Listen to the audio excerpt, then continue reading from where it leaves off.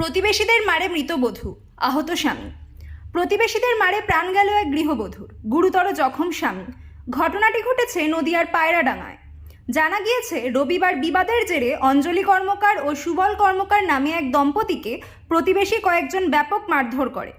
দুজনকেই রক্তাক্ত অবস্থায় নিয়ে যাওয়া হয় রানাঘাট হাসপাতালে।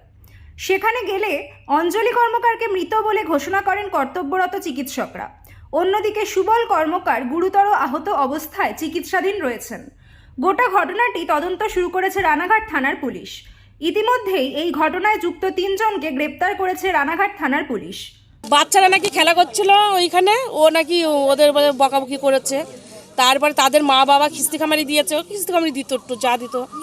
তারপর খিস্তি খামারি দিয়েছে বাচ্চাদের, তাদের মা বাবারা এসে তখন ওকে মার ধরা, তুই আমাদের বাচ্চাদের খিস্তি খামারি দিচ্ছিস, তাই বলে এসে মার ধরা শুরু করে। এই জায়গাটা কার যেখানে খেলা হচ্ছিল?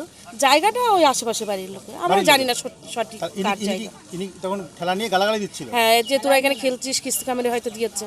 আর তাদের বাচ্চা মা বাবা এসে ভাই কি তুই খিস্তি দিছিস কেন আমাদের বাচ্চাদের? কিভাবে মেরেছে? ওর প্রতি এমনি আগের থেকে আক্রোশ ছিল। কিভাবে মেরেছে? লাঠি দিয়ে মেরেছে, তারপরে হাতে যা পেয়েছে, লাঠি ঠ্যাঙা যা পেয়েছে তাই দিয়ে মেরেছে। আর আগুনটা কারা ধরালো? আগুনটা ওরাই ধরিয়েছে, যারা আক্রমণ করেছে। হ্যাঁ, যারা মেরেছে ওই স্বামী স্ত্রী দুইজনা। আর এই পাশে আমরা নাম তো জানি না ওদের। মানে শত্রুতার আক্রোশটা কি করে হলো বাড়ির প্রতি?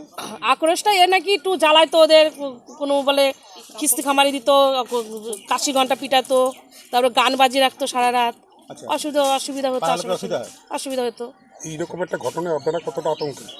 আমরা তো আতঙ্কে আছি, একটা স্বামী স্ত্রী দুইজনের এইভাবে মারা।